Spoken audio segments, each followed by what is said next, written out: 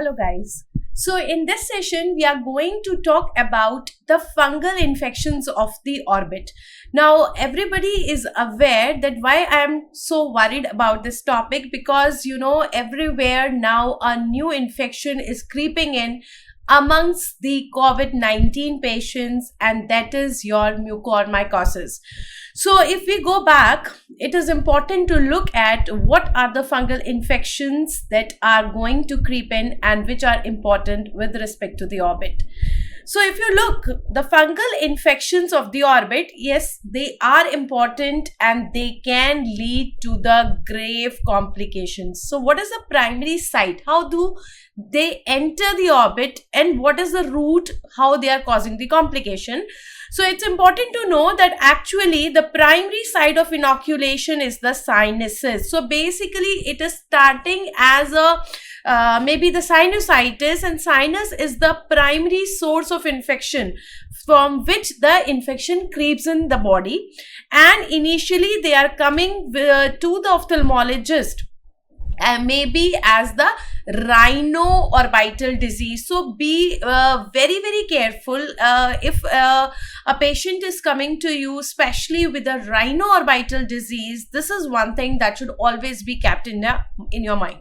Okay, now what the problem is that because of its varied and non-specific clinical features, especially in the early stages, these infections are frequently misdiagnosed. So by the time we are actually coming up to the diagnosis, sometimes it gets very late and we are not able to reach to that stage where you can fully treat that disease. So you have to be actually little suspicious, only then you can diagnose it early.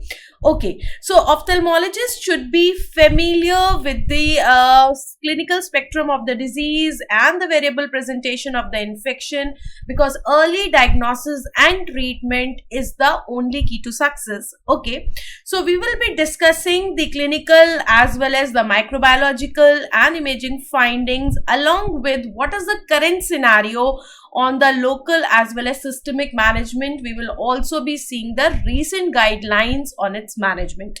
Okay, now if you go back to the fungi, what are fungi? These are the ubiquitous eukaryotic organisms, and the thing is that they are basically found in the dead, decaying vegetative matter, soil and air. So they are coming from everywhere.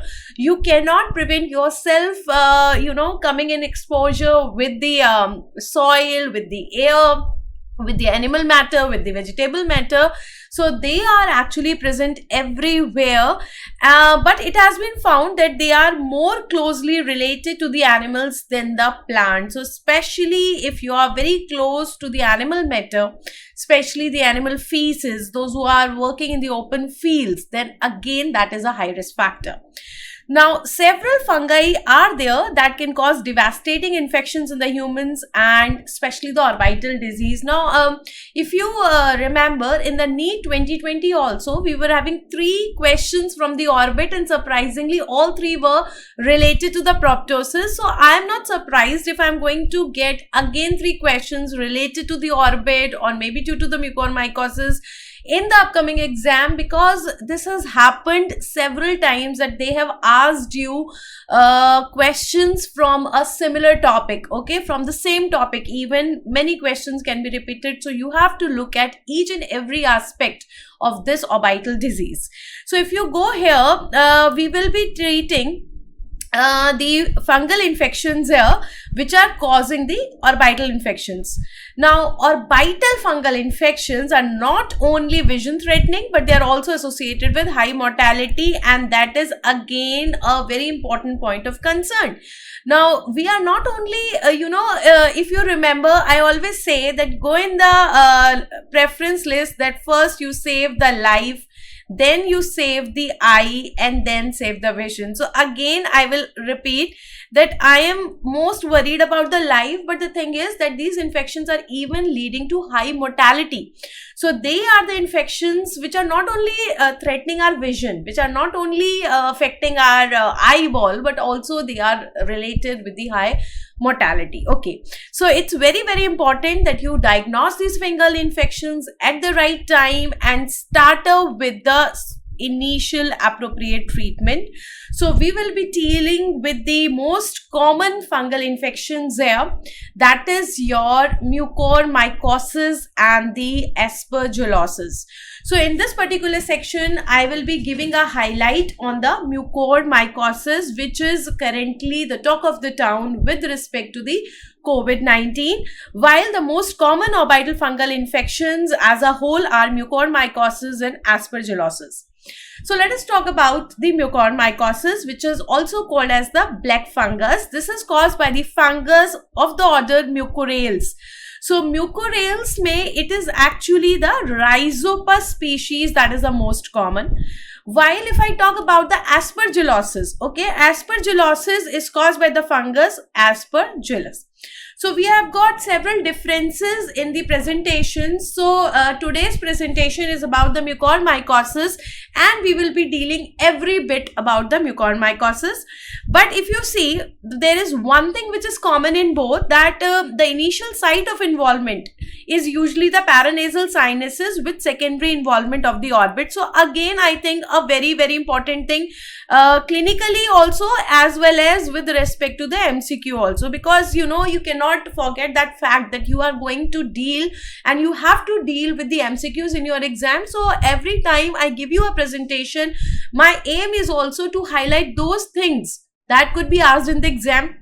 And so that if you are making the quick notes, you can jot down those points that yes, these are the important things that could be asked in the form of MCQ. So the primary form of involvement that we are getting in the orbital disease is in the form of sinuses. So if you are getting orbital disease and sinuses are involved, you have to always keep this in mind. Alright, now if I come to the mucormycosis, so as I told you in my previous COVID video also, that it's a Rhino orbitocerebral zygomycosis. Rhino orbital cerebro zygomycosis, or we have got so many names like Rhino orbital cerebral mucormycosis also. It is zygomycosis or phycomycosis, or it's orifomycosis, the most commonly caused by which species? So all these names are actually same, and all of them are caused by the Rhizopus oryzae that is present in 90% of the cases.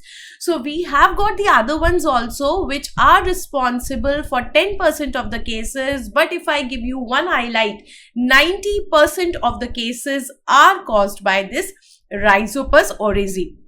So for your knowledge, you can remember the other ones also if you want. It is the Absidia, we have Mucor, we have Rhizomucor, we have got the Apophysomyces. Now, I am concentrating my discussion mainly on the Rhizopus here. So this Rhizopus is actually a non-septate filamentous fungus found in the soil, decaying fruit and vegetables, animal feces and the old bread. Again, an important question, right? So we have got the Rhizopus oryzae that is responsible for 90% of the infection, second important thing. And the third important thing is that it's a non-septate filamentous fungus, and the common areas where it is present is soil, animal feces, plant matter, dead and decaying matter. We have got all these things are the common sources. Okay, now we are interested in its pathogenesis, means how actually it happens to reaches the humans, especially the orbit. So the thing is that it is an opportunistic pathogen. Now, one of the important things of concern is that why suddenly it has become a talk of the town. Like mucormycosis is not a new infection, and if you remember, even in my eGurukul videos, there was a topic, orbital mucormycosis, previously also, but it was not often talked about and not that asked about. Why? Because it is an infection which is caused by a opportunistic pathogen. So it's not common that way. But now suddenly it has become common because it is the infection which is more common in the immunocompromised state. So what you require is the breakdown of the immunity system to cause this infection, which of course this COVID-19 is causing. So primary orbital infections are very, very rare. Now, what are the common sources of infection? The common modes of infection are, it could be invasion from the adjacent paranasal sinuses that we are talking from the beginning, that the most common source of infection is from the paranasal sinuses. It could be a direct traumatic inoculation. So it could be due to trauma. It could be secondary to sinusitis. Rarely it could be due to the hematogenous spread and even by the inhalation in cases of immunocompromised patients. So if there is a direct trauma, it could come from nowhere. It could be from adjacent paranasal sinuses. It could be from hematogenous spread, and it could be due to inhalation, that is respiratory tract. But yes, if you are looking for a question, I think they are going to give you mostly the invasion from the paranasal sinuses or direct inoculation, because see, everything is possible. But when they are giving you a question at this juncture, we are expecting that they are going to ask you which is most common and not that is least common or rare. So the clinical scenarios that you are expecting in your paper is from the most common clinical presentations. So again, paranasal sinuses, direct traumatic inoculation, and it's a opportunistic pathogen are the three important keywords. Okay, now occurring in the immunocompromised state, we have already talked about that it is common in those patients where there is a breakdown of the immune system, where we have the immunocompromised state. So let's talk about that, why it is so and how it is so. So it is exclusively found in the immunocompromised host. That is why it is occurring in the patients of COVID-19, especially who have the diabetes, and along with the diabetes we have ketoacidosis. So not every patient is having this. Those patients who are having severe COVID-19 infection plus who are having a comorbidity of diabetes along with the ketoacidosis, I am going to find this.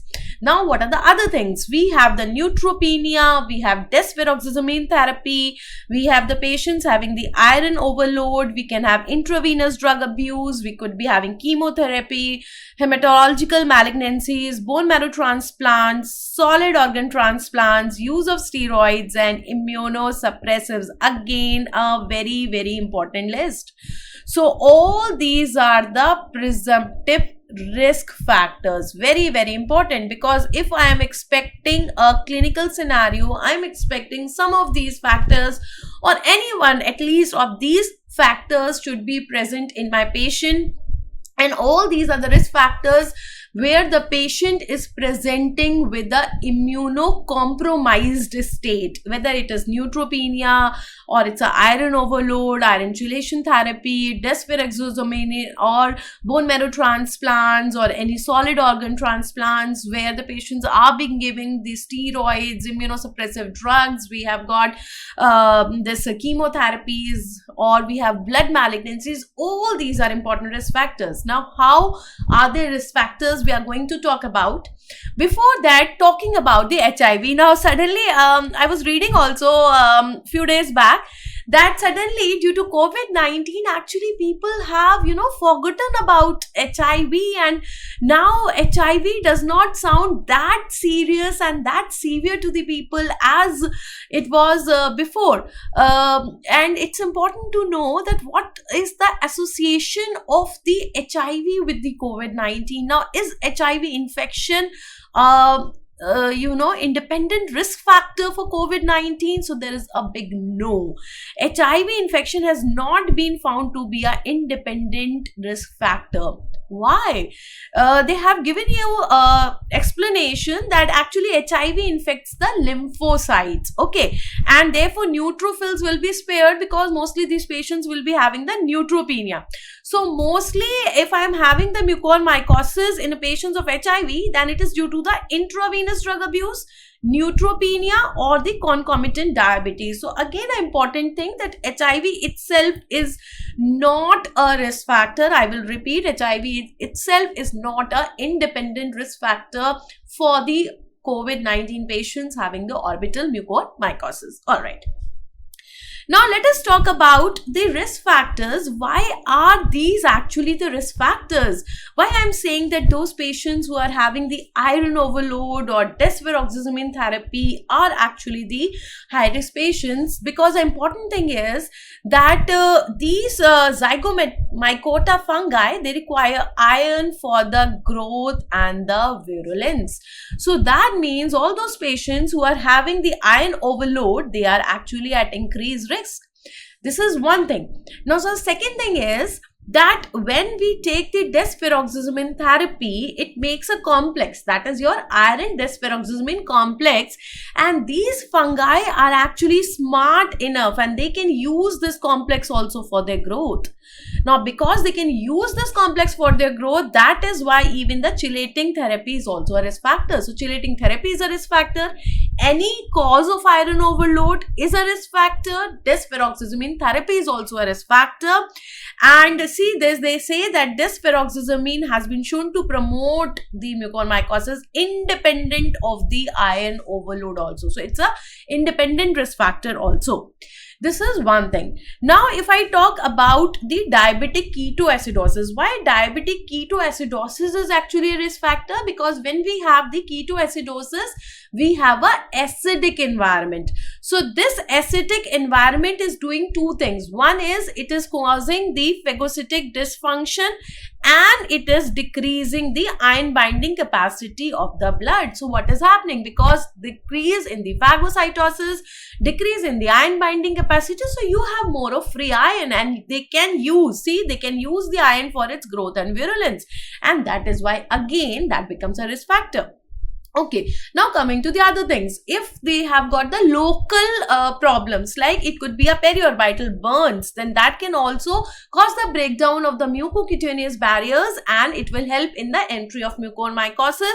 And we can also have the traumatic inoculation. So whenever you have, as I previously told you also, whenever you have history of traumatic inoculation, you could have invasion from the neighboring sinuses, you can have history of iron overload, desferoxazine therapy, chelation therapy, or we have periorbital burns and wounds, any of these things, neutropenias, diabetic ketoacidosis, then you have to be very, very cautious about this mucormycosis. Now coming to the clinical features. Now another aspect in which a clinical question could be asked and it could be given to you is your clinical features. So clinical features, basically it is presenting as a systemic syndrome, not only the local thing. So this actually starts with the fever. We can have, fever, we can have chills and rigors. Then this patient, maybe, as you know, that the primary source of infection was majorly the sinuses. So this patient can be presenting you as a patient of sinusitis. We can have nasal bleeding, epistaxis could be there, nasal stuffiness could be there, nasal discharge could be there, and then it can be presenting in the form of the orbital disease, where you have orbital pain, periorbital area may you can have inflammation. We could have necrosis in the nasal mucosa, because the main problem of this mucormycosis is necrosis. It is causing thrombosis and necrosis. That is a major cause of its mortality. So we could have ulceration, crusting and necrosis.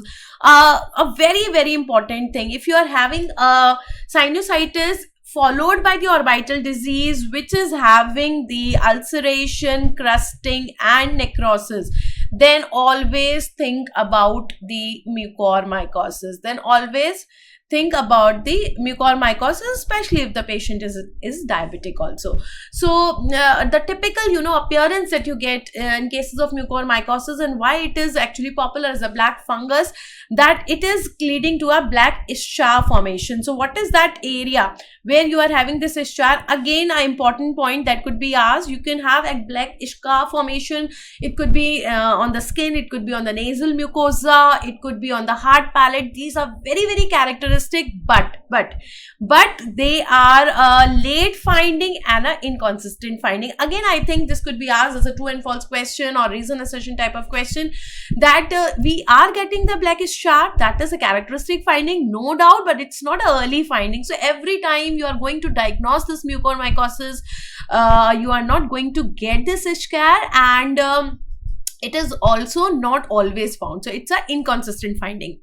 Now, why we are getting this? This we are getting due to the thrombosis of the vessels, and this thrombosis of the vessels will lead to the tissue necrosis. So what will be the common presentation or common presenting features? So this patient is actually presenting as a patient of proptosis. So if you are having a patient of proptosis, which is characterized by the orbital disease, having some kind of sinusitis before, and having so many of the risk factors which we have mentioned, maybe a diabetic patient also with diabetic ketoacidosis and other things, and this patient, especially if shows the black eschar formation, we have got evidence of thrombosis, evidence of ulceration, and necrosis, crusting, then I think this is a very, very important and concrete evidence for your mucormycosis, and it is going to present as other cases of your proptosis are presenting. We have all those most common features which you have like we have diminution of vision, we have proptosis, we have periorbital edema, it could be ophthalmoplegia. These are the most common ophthalmic features. I think when we are solving a question of cavernous sinus thrombosis, all these features are occurring, so you should know how to differentiate. So we will be talking about that also. This patient may be presenting as a case of orbital cellulitis, and which may become severe. It may be presenting as a case of cavernous sinus thrombosis also. So one of the presentation could be also cavernous sinus thrombosis, and all those features we are having. Then we could have ptosis, chemosis, congestion, internal ophthalmoplegia, corneal anesthesia. Why? Because what happens that when it is entering through the sinuses, it is going way beyond, and it is even reaching the apex of the orbit. Now, if I talk about the apex of the orbit, we already know that there are two things which are very, very important. One is your optic canal there at the apex of the orbit, and another is the superior orbital fissure. So optic canal means we have optic nerve. So this patient can present with the optic nerve involvement. So we can have diminution of vision, which is again a very important thing. You are not going to get the diminution of vision in a pure case of cavernous sinus thrombosis. Then you have superior orbital fissure. You have got different structures passing through the superior orbital fissure. Even the fifth nerve is passing, and that could be leading to the corneal anesthesia. So we can even have the sudden blindness. Now, again, a very important thing which will differentiate it from the other presentations of the proptosis, there could be even sudden blindness. Why? Because it is leading to thrombosis. So this thrombotic plaque can be leading to even the central retinal arteriolar occlusion. It can lead to thrombosis of posterior ciliary arteries. We can have the infarction in the optic nerve. So this involvement of the optic nerve, it could be in the different regions, like we can have in the intraorbital part also, it can be in the intracranial part also, and from there even it can take a entry in the brain. So once it takes the entry in the brain, we can have even cerebral abscess, infarction there, we can have meningitis there, we can have delirium, we could have drowsiness, we can have coma, we can have somnolence, emotional problems, we could have hemiparesis, hemiplegia. So can you see, this is the cycle going on from the rhino, orbital and cerebral disease. So we can have also painless orbital apex syndrome. either it can also present as a pure case of orbital apex syndrome when you are not having the presentation similar to orbital cellulitis. So DD may you can have orbital cellulitis, you can have CRAO, you can have cavernous sinus thrombosis, you can have superiorbital fissure syndrome, you can have orbital apex syndrome also. See, 5 things you can have. So from the orbit, this infection can go to the brain. Now brain it can be going either through the cribriform plate, or it could be going through the orbital apex also. And as I told you that when we are having this involvement of the cavernous sinus or the cavernous part of the carotid artery, then again we can have a lot of presentations like the carotid occlusion, cerebral infarction, intracranial aneurysm, hemorrhage, meningitis, mycotic abscess, and actually even death. So cerebral involvement, once a cerebral involvement takes place, then that could be a cause of the death, and we can have changes in the CNS in the form of somnolence, coma, disorientation, emotional lability, hemiparesis and hemiplegia. I think this is the most important paragraph with respect to the clinical scenarios. If they are going to ask you a clinical scenario on the orbital mucormycosis, then this is the most important para, in which we are having lot of varied presentations, and I think you should keep your horizon open. It could be Rhino orbital disease, it could be a orbitocerebral disease, it could be presenting as a CRAO, orbital apex syndrome, or there could be a sudden blindness, there could be CNS symptoms also. So in any of the form, the case could be presented. Now next we reach to the imaging part, how you are going to do the imaging. So if you look at the clinical picture, this is the clinical picture, and the left eye is having the ischar formation. You are having the left ischar, you cannot see any orbit, you cannot see the eyelid structures and all. And then this next picture, this is your T1 MRI. T1 MRI is there, where you can see that the globe is not there, but you have got a mass here. Iso-intense mass is present in the orbit, and there could be the extension through this superior orbital fissure, and through this superior orbital fissure it can even go to the cavernous sinus. All right, then this, if you look at this picture, this is your T2 weighted MRI. In the T2 weighted MRI, you can easily see we have got mucosal thickening, and even you can see the opacification in the maxillary sinus. So we are sure that from where it has creeped in, from which sinus it has creeped in, and how it is extending and how it is causing the mucosal thickening. And if you look at this, this is again your T2 weighted image. This is through the orbit. Now you can see here the extraocular muscles thickening is there, and there is an infiltration. So the sinus involvement, we have seen the mucosal thickening also, we have seen the extraocular muscles involvement also. So another important thing is the presentation. So this person can be presenting in the form of fungal orbital cellulitis. It could be presenting as a case of orbital cellulitis. It could be presenting as a case of orbital apex syndrome, where the patient is having the complete ptosis. You can see there is a proptosis that you can see, and there can be ophthalmoplegia because all the nerves are affected, and we can have chemosis as well as congestion. What was chemosis? I hope you remember. It is actually the edema of the conjunctiva. We have the edema of the conjunctiva. So I don't think that you will have a lot of problem in learning the clinical features if you remember your proptosis with the cavernous sinus thrombosis, with your orbital apex syndrome, where again I taught you how it is occurring secondary to sinusitis. It would be something like that.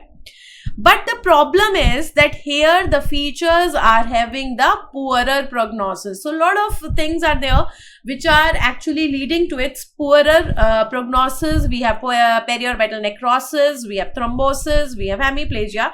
So these three things are very, very important. These three features are related with the very, very poor prognosis. If there is a periorbital necrosis, if there is a cavernous sinus thrombosis, and there is a hemiplegia, these are definitely the poorer prognostic risk factors. Then it could be a locally invasive disease. not only the cutaneous and subcutaneous, but it is also leading to the deeper structures, fat, muscle, facial layers.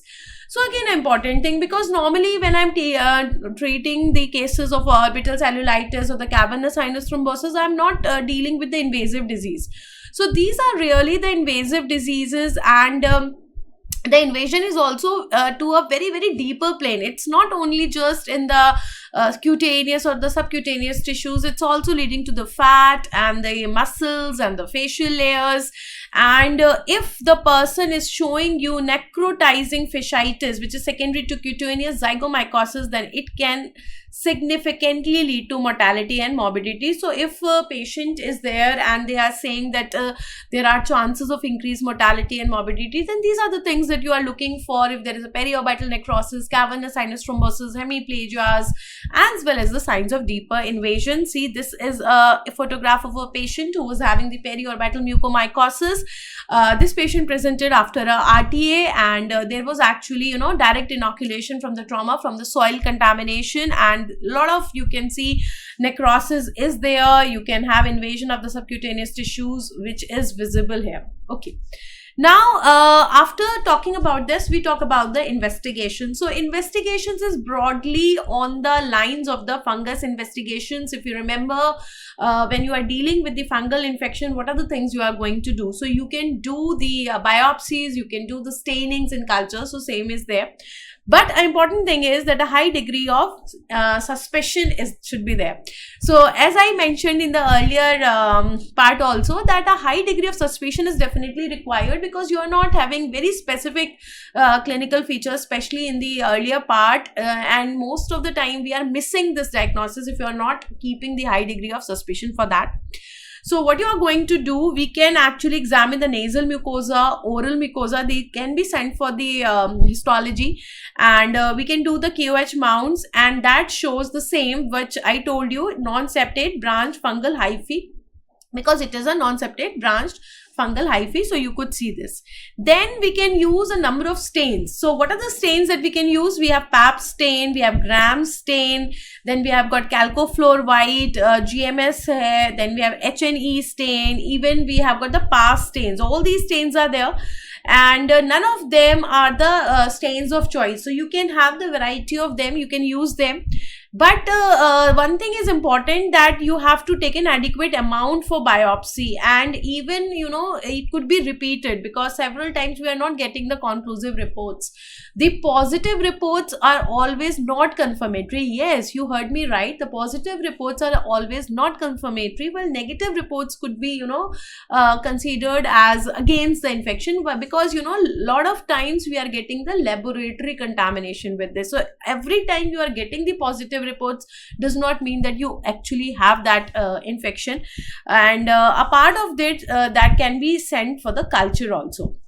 Now what you are going to do with the culture thing? So what we are doing, the subaroused agar without the cycloheximide, that is used for the culture, and you have to keep this in mind, as I told you, that the positive cultures are not diagnostic, because they are very, very common laboratory contaminant, and you can see them from uninfected mucosal surfaces. Now, what is the characteristic histopathology that you are going to find? So in these things, you are going to find the thrombosing arthritis with vessel walls invaded with the fungal hyphae, but the veins are spared. Again, an important thing, that usually you will find that the veins are spared here, and we have thrombosing arthritis, extensive areas of necrosis. As I told you, three words are very important: ulceration, necrosis, and thrombosis. So you are going to find them. So we will have extensive areas of necrosis, we have hemorrhage, we have abscess and exudation. All these things are there. Often the hyphae are not well preserved, and they are actually crinkled or gnarled. So that is called as the crinkled cellophane appearance. So that should not be again confused, and you should also remember this appearance, crinkled cellophane appearance, for the mucormycosis. Okay. Now, what are the other techniques that we can use here? So the alternate techniques that we can use for diagnostic the causative agent, we can use the immunohistochemistry, we have in situ hybridization, PCR for the fungal DNA, that can also be done. So I think this again, if you remember your general protocols, how you diagnose the fungus, if you follow that, you are going to get this idea. Apart from the diagnosis of fungal infection, we obviously PCR is helping us, but PCR is also helping us in the identification of the exact species, because sometimes the exact species you are not able to differentiate from the microscopy or the culture, but PCR will help you according to that. So that is why even PCR is very, very important. If you come to the imaging part, see, imaging part may we have got CT scans, we have got MRI scans. So these are actually helpful for preoperative planning, then for diagnosis, as imaging can be subtle and non-specific.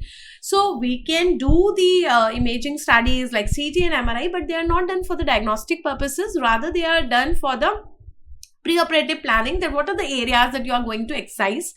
And you can see very well that CT scan can demonstrate sinusitis, whatever we have, mucosal thickening, we have got bone necrosis, and then it is involving the pterygoid bone, even reaching to the infratemporal fossa, thrombosis of superior ophthalmic vein. Again, a very important thing, because even when we are reading about the cavernous sinus thrombosis, when we are reading about the keratico-cavernous fistula, that time we saw that there was a dilatation of superior ophthalmic vein. Here we are getting the thrombosis of superior ophthalmic vein. Then if I talk about the MRI, there I am going to get the intracerebral fungi as a hypodense masses with a peripheral enhancement. If I see the T2 ones, then they are seeing the obliteration of the flat plane. So they can be showing you hyperintensity also, they can be showing you hypointensity also, but usually we are having the obliteration of the fat there. Then if I talk about the PET scans, so PET scans, which are your fluid deoxyglucose positron emission tomography, this is emerging as a tool for detecting this Rhino orbital cerebral zygomycosis and also evaluating the response to the treatment. Again, I think important one, because they could be asking whole lot of things, and then the final question is what is investigation or important investigation tool, as well as to monitor the response of the treatment. So this one is good, but the problem is the cost. So you have to see whether the patient is able to afford it or not. Okay, so coming to its management part. So as you have seen, it's a dangerous infection and we have more than 50% mortality. So obviously it's an emergency, nothing to hide about it, and you have to start the treatment without any delay. In this case, you have to give a multi-pronged and multi-speciality approach, because initially maybe NT people may be seeing it, or it may be coming directly to the ophthalmologist, or the things may be worse when they are even presenting as a cerebral abscess and all. So they say that actually the involvement of an infection disease specialist is mandatory in the management of this patient. So one thing is for sure, that you have to take one person who is an infectious disease specialist here, and you have to do the early diagnosis, you have to reverse the predisposing factors. Local debridement of the necrotic tissue again is very, very important. If there is a pus and discharge in the sinus, then you have to do the nasal discharge, sinus discharge, and obviously systemic antifungals, because it being a fungal disease. Okay, so this is the broad criteria. So if I talk about the antifungals, so we have several antifungals which are currently available, and they are used in the setting of the orbital fungal infections. What they are doing, they are inhibiting the synthesis, or they are affecting the integrity of a sterol which is present in the fungal cell wall membranes. So according to that only, how they are actually working as antifungal, they are classified as polyenes, azoles, allylamines, pyrimidines, and the echinocandins. So for the invasive infection like the mucormycosis, what are the things that we are using? We are using the amphotericin B. Then amongst the azoles, we are using ketoconazole, we have clotrimazole, we have fluconazole, voriconazole, and posaconazole. These are the main drugs that we are using. Okay, now let's start with the intravenous amphotericin B, because in the present protocol also they are telling about the usage of this intravenous amphotericin B. So we have to start with this intravenous amphotericin B, and dosage has to be increased slowly, starting from 0.7 to 1 milligram per kg, and then we can even go to the cumulative dose. Cumulative dose that we are using is between 2 to 4 grams over a period of weeks to months. So see, obviously we have to give it very slowly, and taking it a very long time. So this is initially the test dose. We are also giving 1 milligram, and then we are giving it very slowly in a period of weeks to months. Now, what could be the possible side effects? So we have a lot of side effects of this amphotericin B. We have fever, chills, headache, myalgia, anorexia, malaise, anemia, hypokalemia, and vomiting. And especially important is your nephrotoxicity. If they ask you one major dose relating side effect, again an important one. So you could have so many side effects, but one side effect that is most important, that is dose limiting, and due to which you may have to titrate your dose, is actually the nephrotoxicity. So what are the things that you have to monitor when you are giving? You have to see the blood urea nitrogen, you have to see the creatinine. They can be allowed to rise to 50 milligram per deciliter and 3 milligram respectively. But if they are even exceeding this dose, and if the limit is exceeded, you have to give this dose on the alternate days. You cannot give then, and even then, if you are giving it on alternate days but still you are getting such a high amount beyond 50 and 3, then you have to reduce the dose. So it is always better then again that infectious disease specialist should be taken in confidence, and with under his or her supervision you should carry out the treatment, because obviously nephrotoxicity, as they say, is the important risk factor, and you have to titrate the dose in such a way that this does not become a limitation. Second important thing that we could be using is your liposomal amphotericin B. Liposomal amphotericin B means we are using the lipid formulations of the amphotericin B, which is amphotericin B lipid complex and the liposomal amphotericin B. So these are the newer preparations, and they say that they are more effective against, and therefore they have now become the first drug of choice for this. So again, it could be asked as a question that it is these lipid formulations that are being used as a drug of choice, and what they are doing is that they are increasing its efficiency. How? Because we have the liposomal encapsulation here of the amphotericin B. So there is more delivery of this amphotericin B to the fungus or the infected organs and phagocytes, and that is why its efficiency is or efficacy is increased, and conversely their renal delivery will be decreased. So you could give it with a lesser risk of your nephrotoxicity. Now, talking about the surgery and the local debridement. So obviously, because it is causing ulceration, it is causing maceration, it is causing necrosis and thrombosis, so you have to consider the wide local excision of this necrotic orbital tissues as well as the sinuses. You have to carry it out.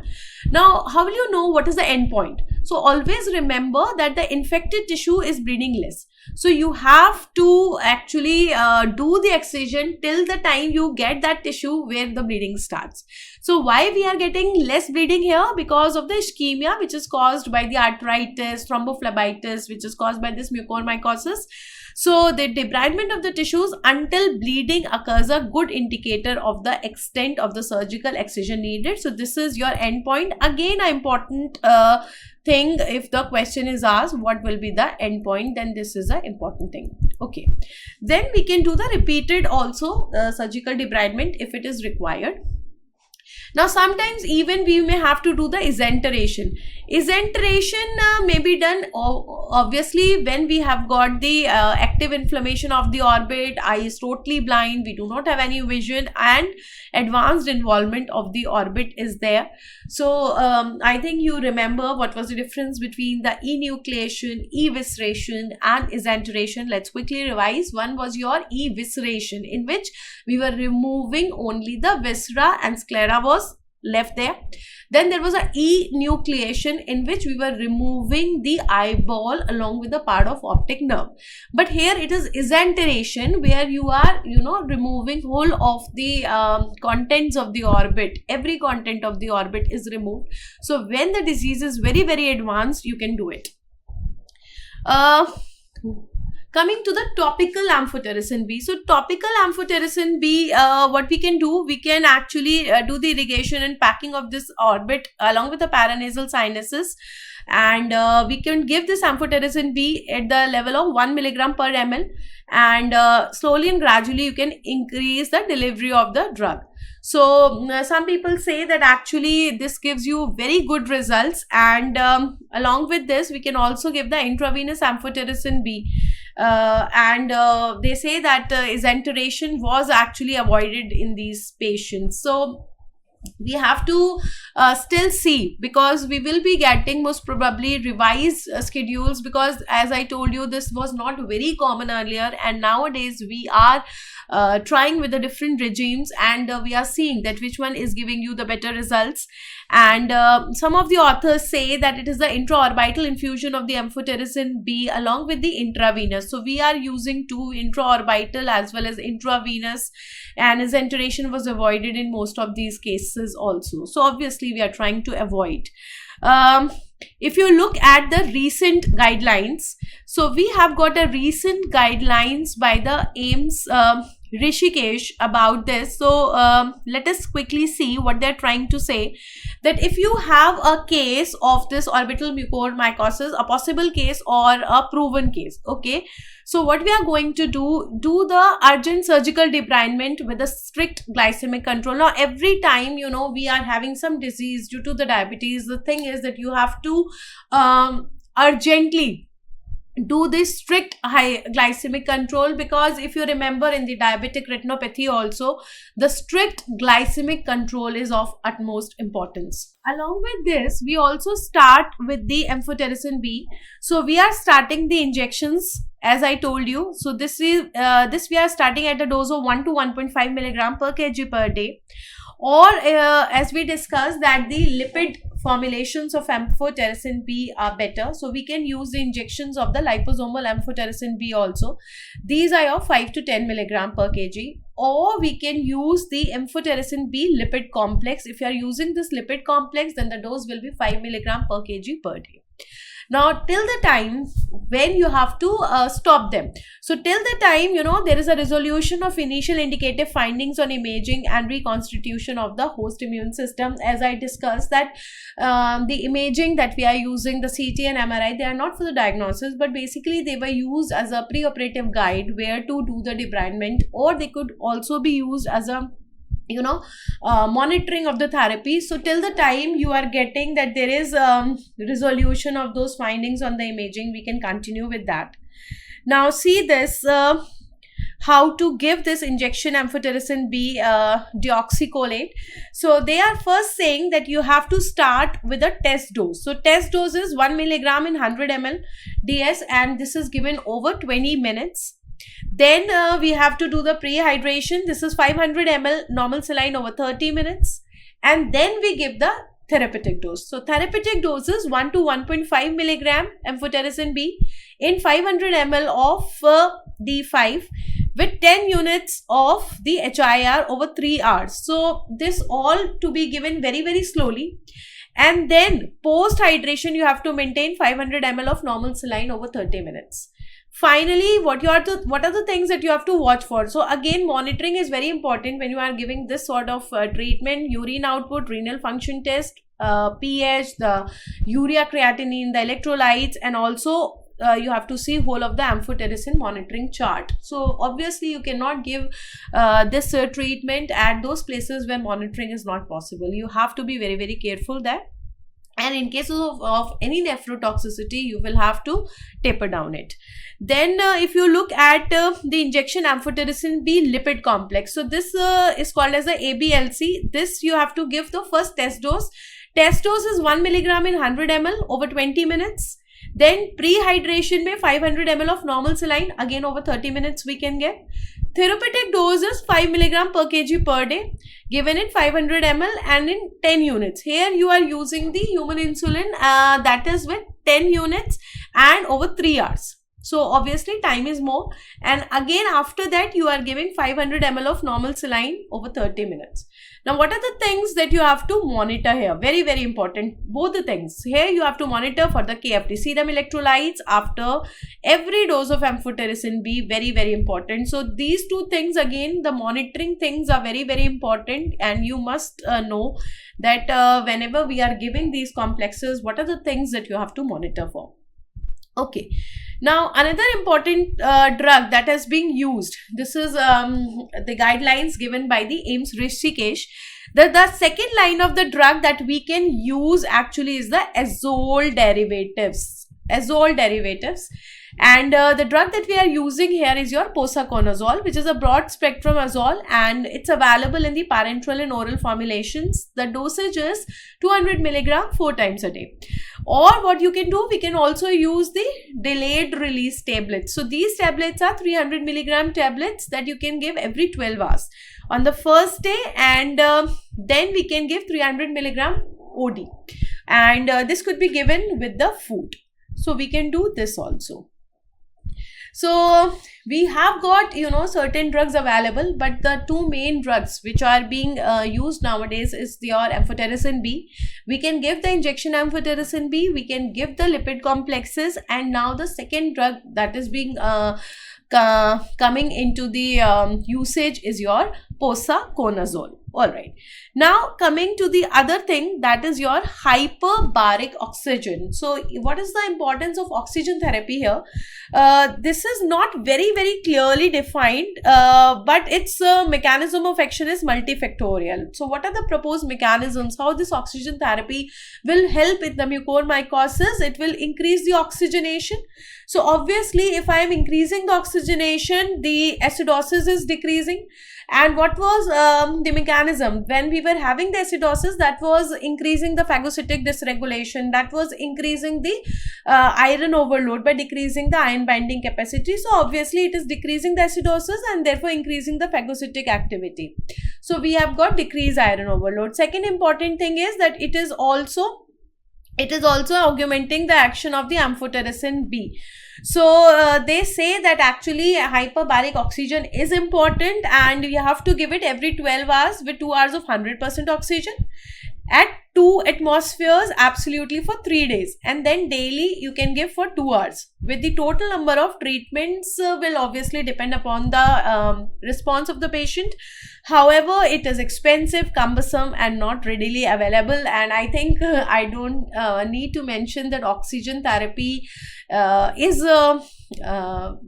costly, and presently I think the situation is much better, but over the last few months the oxygen was really tough to find. Now as I told you that posaconazole also they have added in the guidelines of AIIMS Rishikesh, that posaconazole could also be used. It's an oral antifungal agent, and it could be used in a combination with liposomal amphotericin B in those patients who are having the refractory mycosis, or those patients who are intolerant to amphotericin B. There also we can go give. It's a oral step down therapy that we are using, and the primary therapy with the posaconazole is not recommended. So till now also it has been kept as a second line of drug only, and all those patients who are having nephrotoxicity or not tolerating amphotericin B, or there is some problem with it, we can keep it as a second one. Then we have got what you call as the caspofungin. So this caspofungin is a echinocandin, and it has also shown its efficacy against this rhizopus, and there has been chances where they have shown the increased survival in the patients when it is given in combination with the polyenes. And but still this has not been included in the treatment regimen, but I think in the times to come they'll be considering this. So now few words about the prevention, because we know that prevention is always better than cure. So preventive measures can be targeted at the population which is at risk, and we clearly know the risk factors of these patients. All those patients which are transplant recipients or hematological malignancies, we can give these patients drugs like fluconazole, posaconazoles, and Though there is no standardization in this regard, but yes, we should consider giving these drugs to these kind of patients. Since the prevalence of infection is low even in this population, that is why the routine use of these antifungals as a prophylactic treatment has not been used. Until now, we do not have any standard protocol, but yes, it should be considered. There is also a risk of emergence of the resistant species, and there is also a risk of drug toxicity, because these drugs are the drugs which are not free of toxicity. And there is always a risk of emergence of the resistant species. That is again a reason why the use of the prophylactic drugs is not that common. Simple preventive measures we can take also, like we have modification and control of the environment, we can do treatment of the air, maintenance of the positive pressure in the wards, and ban the flowers and the plants in the wards, because it is one fungus which is coming from the animal and plant matter. And wearing of the protecting mask should be compulsory there. Fungal infections are often overlooked clinical and public health issue, so you have to obviously increase awareness. So again, I think this is one area where we will be needing the help and cooperation of the community health workers to increase the awareness, because we always want that these infections should not occur, as these infections are associated with more than 50% mortality. So high degree of suspicion, early diagnosis and treatment, along with the proper preventing measures, I think are the key how we can actually fight this battle against the orbital mucormycosis, especially in the COVID-19 patients. Thank you and happy ophthalmology.